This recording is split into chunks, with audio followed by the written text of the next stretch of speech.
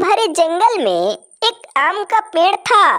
जंगल के सारे पेड़ों से यह अलग पेड़ था, क्योंकि इस पर सोने की बनी हुई रसीले आम लगे हुए थे।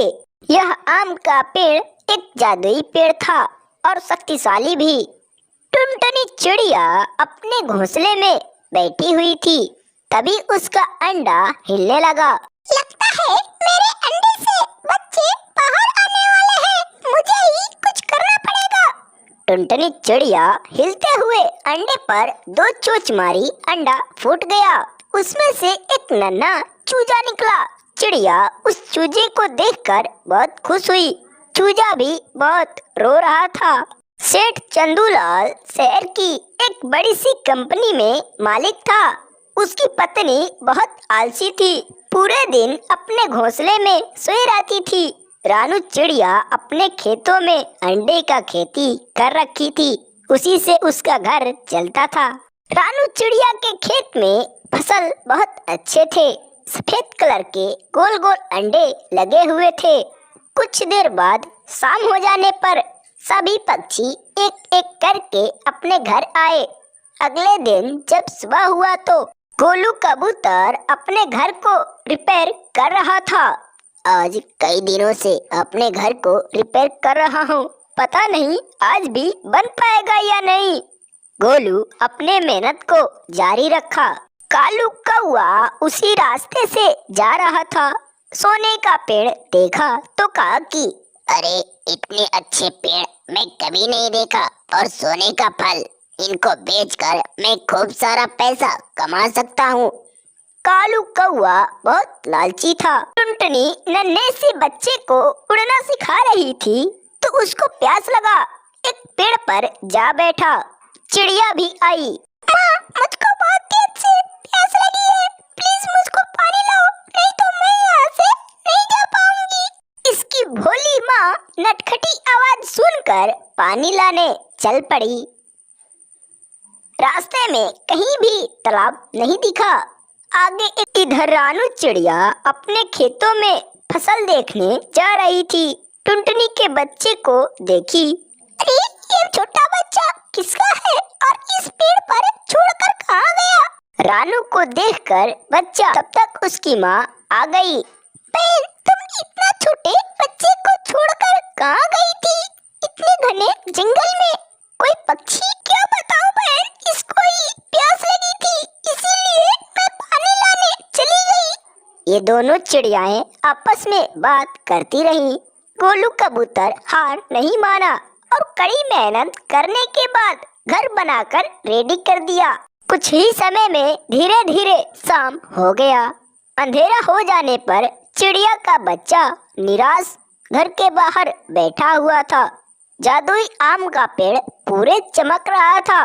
देखा तो अपने माँ को बुलाया। चिड़िया बाहर आई। चमकती हुई जादुई पेड़ को देखकर उसके पास गई तो पेड़ कहा कि टुनटुनी, मैं जानता हूँ कि तुम एक ईमानदार चिड़िया हो और मैं ईमानदार पक्षियों की सहायता करता हूँ। चिड़िया यह बात सुनकर उसके दिलों को थोड़ा शांति मिला। तब तो सही है, मैं तुम्हारे फलों को बेचकर अपना गुजारा कर लूंगी। और चिड़िया का प्यार काफी ज्यादा था। दोनों आपस में बातें कर रहे थे।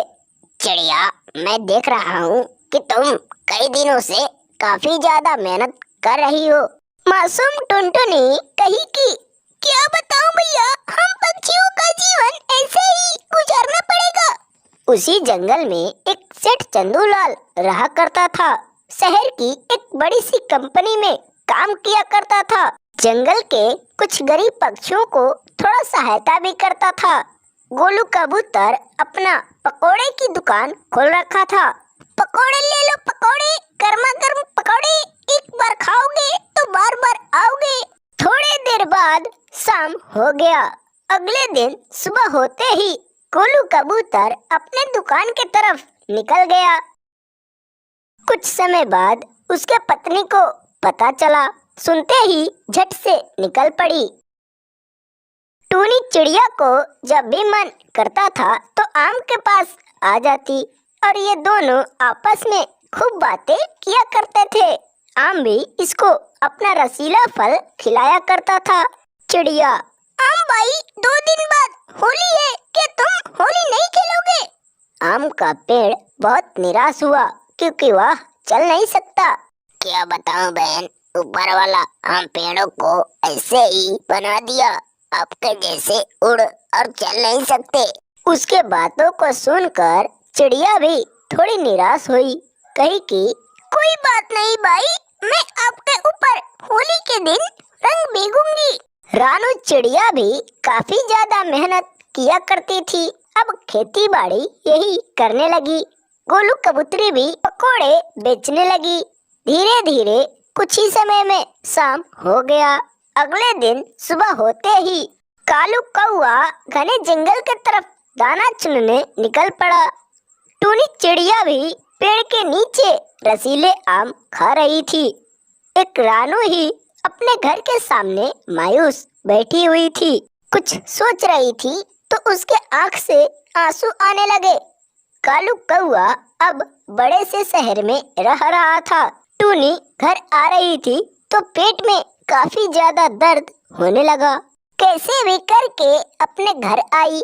अगले दिन यह बात पेड़ को पता चला तो आम का पेड़ काफी ज्यादा रो पड़ा क्योंकि आम और चिड़िया की दोस्ती काफी गहरी थी। घमंडी लीची के ऊपर बहुत सारे मीठे ताजे फल लगे हुए थे। टुनटुनी चिड़िया जंगलों में फल बेचने की काम किया करती थी, उसी से उसका घर चलता था। एक दिन सुबह होते ही सेठ चंदूलाल दाना चुनने निकल पड़ा। देखा लीची का पेड़ तो बहुत फरा हुआ था, मीठे ताजे फल लगे हुए थे। उसके पास गया और तोड़ने लगा। उसी दिन गोलू कबूतर अपने घरों को बना रहा था। उसकी पत्नी जंगल से सूखी लकड़ियां ढो रही थी। टुनटुनी टुकड़ियां लेकर जंगल के तरफ चल पड़ी। कालू कौआ उसको देखा तो कहा कि ओ टुनटुनी बहन, आओ तो इधर, मुझको लेना है। चिड़िया उसके पास गई। उसके ठीक सामने रानू चिड़िया का घर था। चिड़िया अपने घोंसले में 2 अंडा दी थी। रोने की आवाज सुनकर बाहर आई, देखी तो टुनटुनी थी। उसके पास गई और बोली कि ओ बहन, तुमको क्या हुआ? अपना दुख मुझसे बताओ। टुनटुनी चिड़िया रोते हुए रानू से सारा बात बताई और रोने लगी। रानू चिड़िया कही कि चुप हो जाओ बहन, हम पक्षियों का जीवन ऐसे ही गुजारना पड़ेगा। गोलू कबूतर उसकी पत्नी दोनों मिलकर एक अच्छा सा घर बनाए। शाम हो जाने पर दोनों सो गए। अगले दिन जब सुबह हुआ तो गोलू की पत्नी कही कि मैं जा रही हूँ जंगलों में दाना चुनने के लिए। घमंडी पेड़ के ऊपर बहुत सारे लीचियां लगी थी। जाते हुए कबूतरी उन लीचियों को देखी तो कही कि वाओ, कितना ज्यादा फल, मैं इनको खाकर अपना भूख मिटाऊंगी। पेड़ के पास गई और खाने लगी। रानू और टुनटुनी मिलकर एक अच्छा सा फलों की दुकान खोले। घर बैठे बैठे गोलू परेशान हो रहा था। कहता है कि अभी तक नहीं आई, पता नहीं कहाँ रह गई। ढूंढने के लिए निकल पड़ा। रानू चिड़िया घर नहीं थी। शाम होने पर चिड़िया घर आई। अगले दिन जब सुबह हुआ तो टुनटुनी अपने दुकान पर गई और मीठे ताजे फल बेचने लगी। पके हुए आम ले लो, मीठे ताजे आम ले लो। कालू कौआ अपने घोंसले में बैठा हुआ था तो बहुत जोर से प्यास लगी। तालाब के तरफ चल पड़ा। फरे हुए लीची के पेड़ को देखकर कौवा बैठ गया। पेड़ तो बहुत गुस्सा हुआ, कहा कि क्या कौवा, तुमको और पेड़ नहीं दिखा क्या जो इस पर बैठ गए? बिना कुछ कहे कौवा वहाँ से चल पड़ा। तालाब के पास पहुंचकर पानी को पीने लगा। अगले दिन जब सुबह हुआ तो बच्चों, कैसे हो? अगर आपको हमारी यह वीडियो पसंद आया तो प्लीज हमारे इस वीडियो को एक लाइक जरूर करो और ऐसे ही टूनी चिड़िया की कहानी देखने के लिए हमारे इस चैनल को जरूर सब्सक्राइब करो। पूरी वीडियो देखने के लिए आपको धन्यवाद।